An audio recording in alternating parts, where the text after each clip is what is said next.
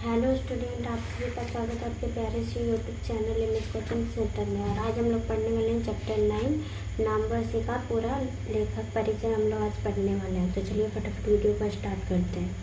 और यही है हमारे नामवर जी, इनका नाम है नामवर जी। इनका रंगीन पिक्चर भी आप लोग गूगल से निकाल के देख सकते हैं। इनका नाम सर्च करेंगे तो गूगल पे आ जाएगा इनका रंगीन पिक्चर भी। और अब हम इनके बारे में सारा चीज़ें देखेंगे। चलिए स्टार्ट करते हैं वीडियो को। तो चलिए स्टार्ट करते हैं। ये हमारा चैप्टर 9 है, जिनके लेखक है नामवर जी और इनके द्वारा लिखा गया प्रगति और समाज। ये हिंदी का चैप्टर है। अब हम इनको देखते हैं।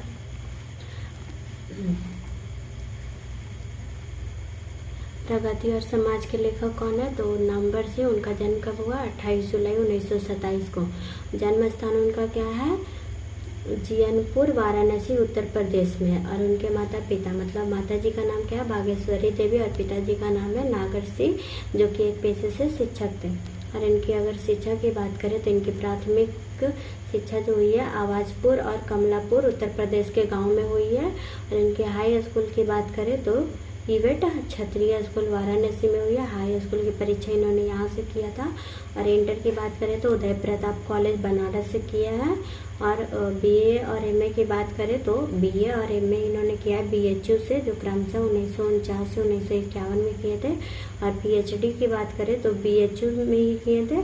पीएचडी किस भाषा में किए थे? तो पृथ्वीराज रासो की भाषा विषय में 1956 में इन्होंने पीएचडी किया था। अब चलिए हम लोग इनकी वृत्ति के बारे में देखते हैं कि आखिर इन्होंने काम क्या क्या किया। चलिए वृत्ति। 1953 में काशी हिंदू विश्वविद्यालय में अस्थायी व्याख्याता रहे। और 1959 से 1960 में ये सागर विश्वविद्यालय में असिस्टेंट प्रोफेसर रहे थे। 1959 से 1959 और 60 के बीच में ये विश्वविद्यालय, मतलब सागर विश्वविद्यालय में असिस्टेंट प्रोफेसर रहे थे। 1960 से 65 तक बनारस में रहकर स्वतंत्र लेखन का कार्य किए थे इन्होंने। और फिर जनयुग साप्ताहिक दिल्ली के संपादक और राजकमल प्रकाशन में साहित्य सलाहकार भी रहे, सलाहकार के रूप में भी काम किए थे।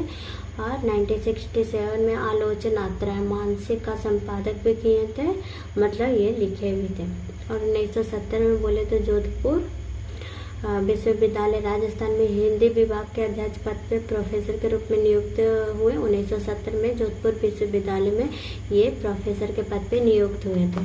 चलिए अब देखते हैं आगे। 1974 में कुछ समय के लिए कन्हैया लाल मणिलाल मुंशी हिंदी विद्यापीठ आगरा के निर्देशक भी रहे।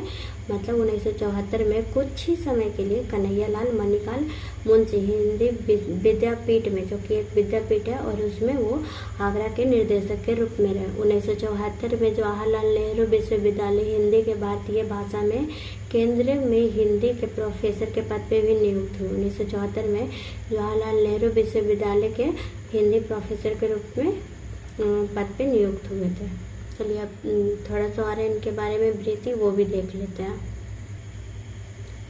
1987 में जेएनयू में सेवा मुक्ति और पूर्णतः अगले 5 वर्षों तक वहीं पुण्यार्थ, मतलब 1987 में जेएनयू में सेवा मुक्ति मतलब सेवा किए थे। और फिर पुनः मतलब वहीं पे जेएनयू में ही पुनः 5 वर्षों के लिए फिर से वहीं सेवा करने लगे। 1993 से 96 तक राजा राम मोहन राय लाइब्रेरी फाउंडेशन के अध्यक्ष, मतलब ये लाइब्रेरी है राजा राम मोहन राय के लाइब्रेरी अध्यक्ष में फाउंडेशन के अध्यक्ष भी रहे। और इनके संप्रति आलोचनात्रय मानसिक के प्रधान संपादक भी बने थे। चलिए अब इनको हम देखते हैं सम्मान इन्हें क्या क्या मिला था। तो 1971 में कविता के नए प्रतिमान पर साहित्य अकादमी पुरस्कार। देखिए इनको सम्मान क्या मिला था? तो 1971 में कविता के नए प्रतिमान, ये जो है ना हमारा, ये देखिए ये जो है, इस पे इन्हें साहित्य अकादमी पुरस्कार मिला था। और अब हम इनके कृतियों के बारे में बात करें तो इन्होंने क्या क्या लिखा है वो देखते हैं। चलिए कृतियाँ देखते हैं। तो कृतियाँ इनका है बलकम खुद, जो कि क्या है व्यक्ति व्यंजक ललित निबंध। बलकम खुद क्या है? ललित निबंध। हिंदी के विकास का भंस का योग, आधुनिक साहित्य में प्रवृत्ति, छायावाद, पृथ्वीराज रासो की भाषा में इतिहास और आलोचना। ये क्या है, ये आलोचना है इनका, मतलब ये जो इतना है ना, इतिहास और आलोचना, ये सब कहानियाँ हैं। और नई कहानियाँ, कविता में आए प्रतिमान, दूसरा परंपरा की खोज, वाद विषाद संवाद, आलोचना है इनका। देखिए जो हमारा ये लिया गया प्रगति और संवाद, ये क्या है, वाद विषाद संवाद में से ही लिया गया, जो कि एक आलोचना है। और कहना ना होगा, ये साक्षात्कारों का संग्रह है। आलोचना के मुख्य से ये क्या है, तो व्याख्यानों के संग्रह है और अनेक संपादित, मतलब बहुत सारी पुस्तकें इन्होंने लिखी थी। अब चलिए देखिए, ये निधन इनका हो चुका है, लेकिन जब ये जो बुक छपा था हमारा NCERT हिंदी का, उस समय इनका निधन नहीं हुआ था, तो इसलिए वहाँ नहीं दिया गया। लेकिन पूछेगा तो नहीं, पर अपने नॉलेज के लिए हमें इनका निधन देख लेना चाहिए। तो इनका निधन हुआ था 19 फरवरी 1919 को नई दिल्ली में हुआ था।